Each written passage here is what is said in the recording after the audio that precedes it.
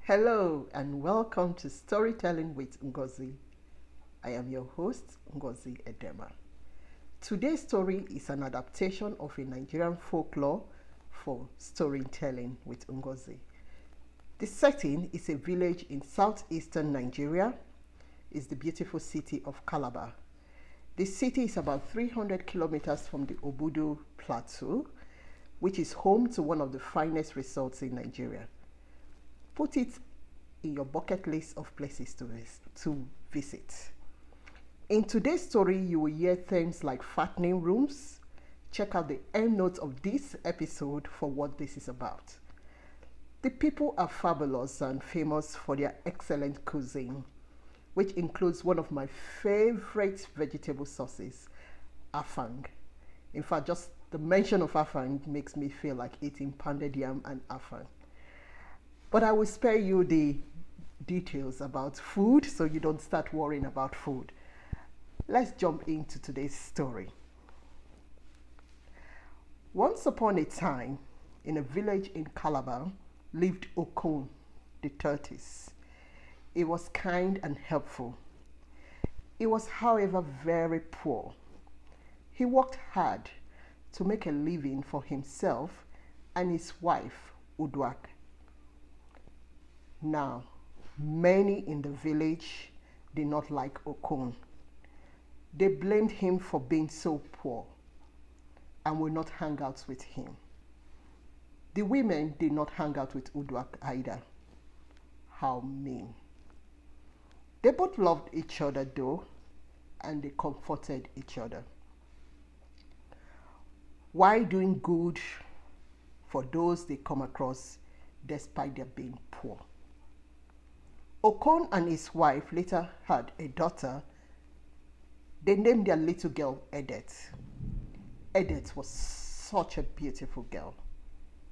Since she was so beautiful, Okon and his wife decided to keep their daughter away from everyone else because they did not want their daughter to get hurt. They did not want her to watch and listen as the other tortoises laugh at her parents. She grew up to be prettier than all the other girls. Not long after, the king of the tortoise wanted a wife for his son, Ekpenyong. He sent his servants everywhere to get all the beautiful girls. Okon and his wife hid their little girl, so she was not amongst the young women selected for Ekpenyong. The king and the queen then chose the young woman who would become the new princess.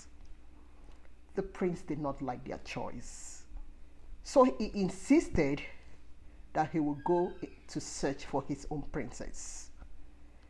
The king was furious and gave a law forbidding his son to search for another bride. However, the young prince set out on a journey to find a bride he could love. One day, the prince went hunting very close to the home of Okon the tortoise and shot at a bird that was hovering round Okon's home. The prince then sent his servants to get the bird.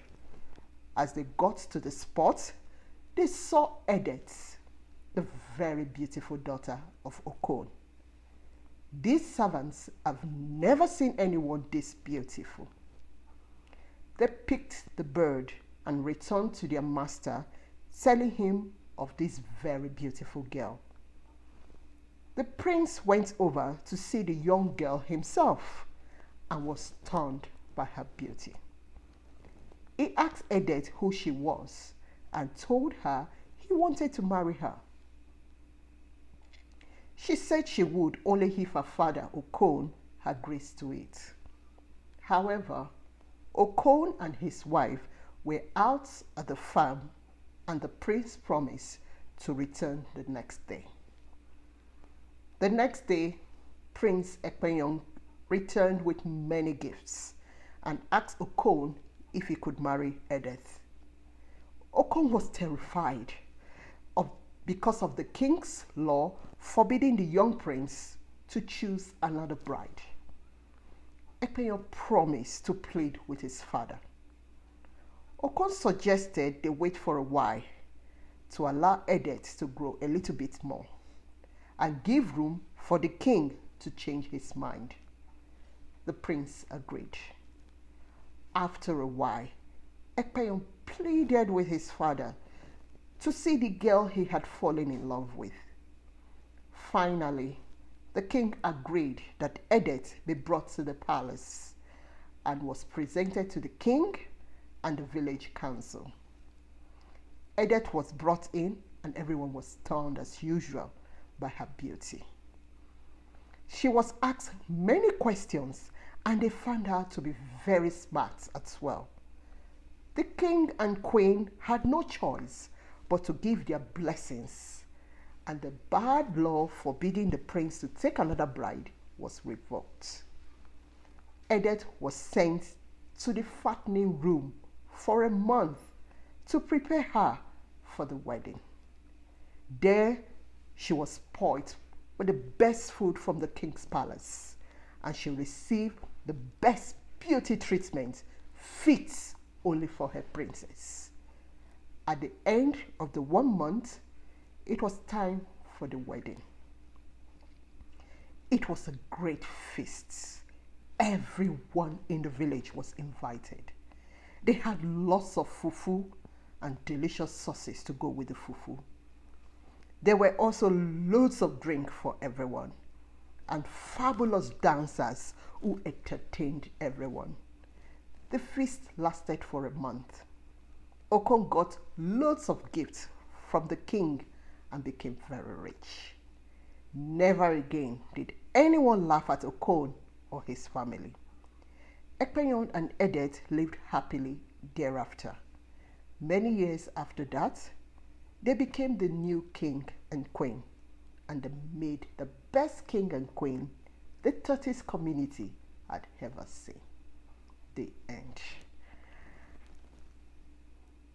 What a beautiful story.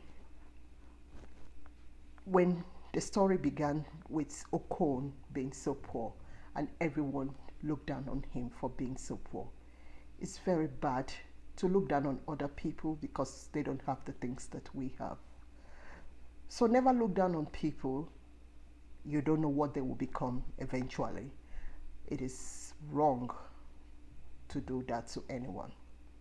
Remember to check the end notes of this episode for more on this story.